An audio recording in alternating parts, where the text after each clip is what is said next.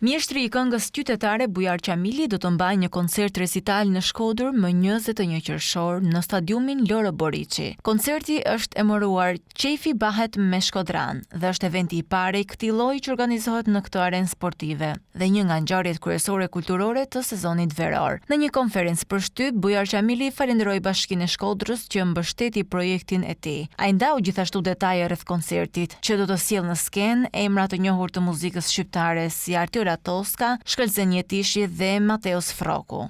Është ndërtu mbi bazën e këngës popullore qytetare shkodrane, e cila do të dominojë në të gjitha repertorin e këngëve të mia. Paktën nga ana ime mund të jetë mbi 13 këngë që janë të repertorit shkodran. Do të jetë vetëm këngët popullore shkodrane, do të ketë nga Kosova, sepse unë kam ftuar edhe miqtë e mi, shokët e mi, kolegët e mi, të cilët janë shumë të kënaqur që në një ambient të tillë, siç është stadiumi, e të vinë të performojnë në repertorin e këngëve të tyre. Mateusin, Frokun, kam ftuar mikun tem nga Gjakova, i cili në çdo koncert nuk lën pak më i këngë shkodrane, Shkëlqen Jetishi, është Artyor Toska.